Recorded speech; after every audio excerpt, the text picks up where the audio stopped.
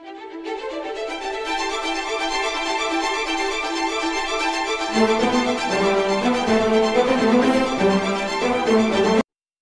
ನ್ಯೂಸ್ಗೆ ಸ್ವಾಗತ. ನಾನು ನಿಮ್ಮ PH ನಾಯ್ಕೋಡಿ. ರಮೇಶ್ ಜಿಗಜಿಣಗಿ ಗೆಲುವು, ವಿಜಯೋತ್ಸವ 4 ವಾರ. ಲೋಕಸಭಾ ಚುನಾವಣೆಯಲ್ಲಿ ರಮೇಶ್ ಜಿಗಜಿಣಗಿ ಗೆಲುವು ಸಾಧಿಸಿದ ಹಿನ್ನೆಲೆಯಲ್ಲಿ ಪಟ್ಟಣದಲ್ಲಿ ಬಿಜೆಪಿ ಕಾರ್ಯಕರ್ತರು ವಿಜಯೋತ್ಸವ ಆಚರಿಸಿದರು.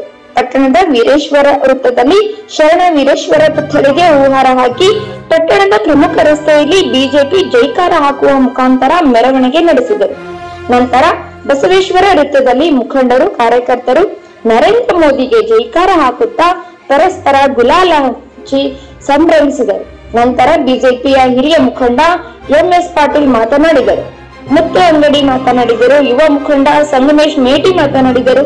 ಈ ವೇಳೆ MS ಪಾಟೀಲ್, ನ್ಯಾಯವಾದಿ BN ತಾಳಿಕೋಟಿ, ಬಸಣ್ಣ ವಡಗೇರಿ, ಪವಡ್ ಬಸು ದೇಶಮುಖ್, ಕೆಂಚಪ್ಪ ಬಿರಾದರ್, ಪರಸಪ್ಪ ಕಸಬೇಗೌಡರ್, ಚೆನ್ನಪ್ಪ ಹಂಪನಗೌಡರ್, ಮಲ್ಲು ಗಂಗನಗೌಡರ್, ಈರಪ್ಪ ಚಲ್ವಾದಿ, ಗುರುಲಿಂಗಪ್ಪ ಹಾದಿಮನಿ, ವೀರೇಶ್ ಅಮೋಜಿ, PG ಬಿರಾದರ್, ತಿಪ್ಪಣ್ಣ ಕೆಂಬಾವಿ, ಚಂದ್ರು ಕಸಬೇಗೌಡರ್, ಅಂಬೇಶ್ ವಡಗೇರಿ, ಮುದುಕಪ್ಪ ವಡಗೇರಿ, ವೀರೇಶ್ ಹಂಪನಗೌಡರ್, ಸುನಿಲ್ ಗಡೆ, ಸುನಿಲ್ ಕ್ಷತ್ರಿ, ನಾಗರಾಜ್ ಬಂಡಿವಡರ್, ಸಂಗಮೇಶ್ ಮೇಟಿ ಇದ್ದರು. ವರದಿ ಅಬ್ದುಲ್ ರಜಾಕ್ ರಕಸಗಿ, ನಾಲತ್ವಾ.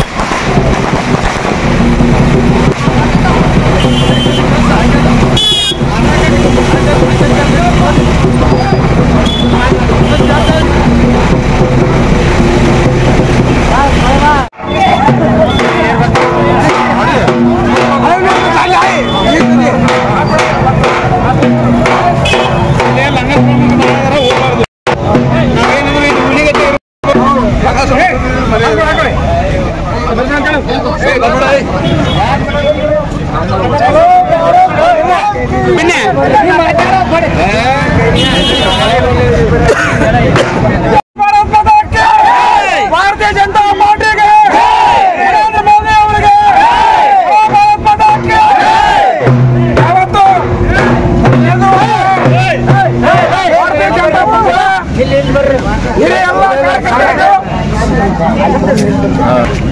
ಹಿರಿಯ ನಾಯಕರಿಗೂ ಪಕ್ಷದ ಜೀವ ಎಲ್ಲ ಕಾರ್ಯಕರ್ತರಿಗೆ ಈ ವಿಜಯೋತ್ಸವಕ್ಕೆ ತಮ್ಮೆಲ್ಲರಿಗೂ ಕೂಡ ಹಾರ್ದಿಕ ಸ್ವಾಗತ. ಈಗಾಗಲೇ ದೇಶದಲ್ಲಿ 2024 ಲೋಕಸಭಾ ಚುನಾವಣೆಯ ನಿಶ್ಚಿತ ಬಹುಮತ ಬರ್ತಾ ಇದೆ. ನಮ್ದು NDA ನಮ್ದು 400ಕ್ಕೂ ಅಧಿಕ ಸ್ಥಾನಗಳ ನಿರೀಕ್ಷೆ ಇತ್ತು.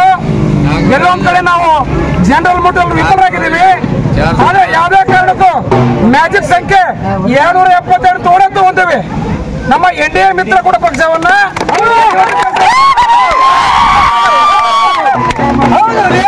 ನರೇಂದ್ರ ಮೋದಿ ಅವರು ಮಗದೊಮ್ಮೆ ಪ್ರಧಾನಮಂತ್ರಿ ಆಯ್ಕೆ ಆಗ್ತಾರಂದ್ರೆ ಅದ್ರಲ್ಲಿ ಯಾವುದೇ ಸಂಶಯ ಮಾಡ್ತಿಲ್ಲ.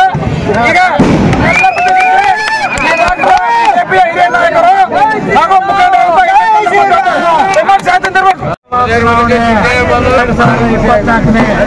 ಚುನಾವಣೆ ನಿಮಿತ್ತ ಹಮ್ಮಿಕೊಂಡಂತ ಪೂರ್ವಭಾವಿಯಲ್ಲಿ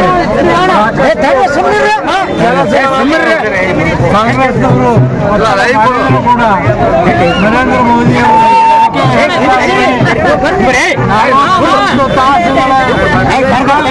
ಏಕಾಂಗಿಯಾಗಿ ಒಂದು ಗುಡಿಯಲ್ಲಿ ಜ್ಞಾನವನ್ನು ಮಾಡಿ ಯಾವ ಪ್ರಧಾನ ಮಾಡ್ಯಾರ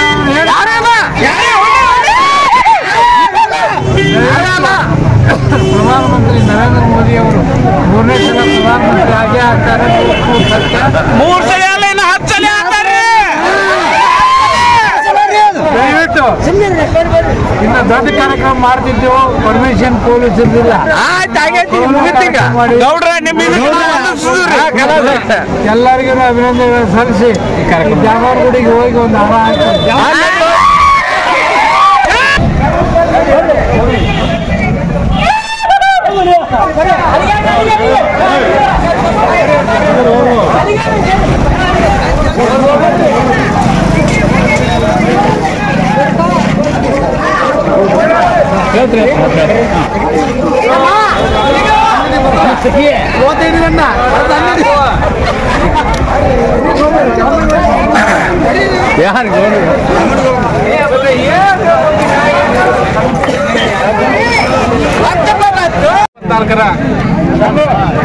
ಲೋಕಸಭೆ ಚುನಾವಣೆಯ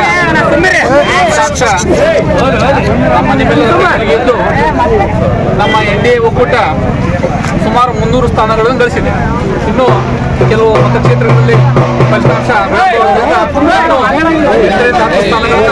ಭಾರತೀಯ ಜನತಾ ಪಕ್ಷ ನೇತೃತ್ವದ NDA ಒಕ್ಕೂಟ ಪಡೆಯಲಿದೆ. ಈ ಒಂದು ಗೆಲುವು ಬಹಳ ಪ್ರಚಂಡವಾದ ಗೆಲುವು. ಯಾಕಪ್ಪ ನಾನು ಹೇಳ್ತೀನಿ, ಮಾಧ್ಯಮ ಸಮೀಕ್ಷೆಗಳು 350 ಹೇಳ್ತಿದ್ವು. 350ರಿಂದ 300ಕ್ಕೆ ಬಂದರೂ ಕೂಡ ನಾನು ಪ್ರಚಂಡವಾದ ಗೆಲುವು ಅಂತ ಹೇಳ್ತೇನೆ. ಯಾಕೆ ಹೇಳ್ತೀನಪ್ಪ ಅಂದ್ರೆ ದೇಶದಲ್ಲಿ ಸುಮಾರು 26 ವಿರೋಧ ಪಕ್ಷಗಳು ತಮ್ಮ ಪಕ್ಷದ ತತ್ವ ಸಿದ್ಧಾಂತಗಳನ್ನು ಮರೆತು ಒಂದು ಒಗ್ಗಟ್ಟು ಮಾಡಿಕೊಂಡು ಒಂದು ಇಂಡಿಯಾ ಒಕ್ಕೂಟವನ್ನು ಮಾಡಿಕೊಂಡು ಎಲ್ಲ ಪಕ್ಷಗಳ ಸಿದ್ಧಾಂತನೇ ಬೇರೆ ಆದರೂ ಕೂಡ ಅವರು ಕೇವಲ ನರೇಂದ್ರ ಮೋದಿ ಅವರನ್ನ ಭಾರತೀಯ ಜನತಾ ಪಕ್ಷವನ್ನ ಕೆಳಗಿಳಿಸಬೇಕನ್ನೋ ಉದ್ದೇಶದಿಂದ ಒಂದು ಒಪ್ಪಂದವನ್ನು ಮಾಡಿಕೊಂಡು ಹೋರಾಡೋದು. ಹೋರಾಟದಲ್ಲಿ ಗೆದ್ದಿದ್ದು ನರೇಂದ್ರ ಮೋದಿ ಅವರು ಮಾತ್ರ. ಯಾಕಂದ್ರೆ ಕಾಂಗ್ರೆಸ್ ಪಕ್ಷದವರು ಒಂದು ಚಾಯ್ಸ್ ಇರುತ್ತಪ್ಪ, ಏನಪ್ಪಾ ಅಂದ್ರೆ ಯಾವ್ದು ಚುನಾವಣೆ ಬರೋದ 2,000 ಕೊಡ್ತೀನಿ ಅನ್ನೋದು, 4,000 ಕೊಡ್ತೀನಿ ಅನ್ನೋದು, 50,000 ಕೊಡ್ತೀನಿ. ಮತದಾರ ಏನಪ್ಪ ಅಂದ್ರೆ 1 ಕೋಟಿ ರೂಪಾಯಿ ಕೊಟ್ಟರು ನರೇಂದ್ರ ಮೋದಿ ಬಿಟ್ಟು ಕೊಡೋದು.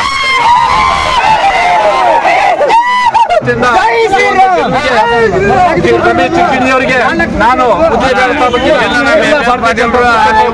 ಅನಂತ ಶುಭಾಶಯಗಳನ್ನ ಈ ವೇದಿಕೆ ಮೂಲಕ ಈ ಮಾಧ್ಯಮ ಮುಖಾಂತರ ತಿಳಿಸ್ತೇನೆ. ಜನತಾ ಪಕ್ಷ ಕೂಡ ನಮ್ಮ ತಾಲೂಕಿನಲ್ಲಿ ಕೂಡ ಭಾರತೀಯ ಜನತಾ ಪಕ್ಷ ಸುಮಾರು 5,000ರಿಂದ 6,000 ಮತಗಳ ಮುನ್ನಡೆಯನ್ನು ಪಡೆದು ಜಿಗಜಿಣಿಯರ ಗೆಲುವು ವಿಶೇಷವಾಗಿ ತಾಲೂಕಿನ ಕಾರ್ಯಕರ್ತರು ಕೂಡ ಮಾತಾಡ್ತಾರೆ.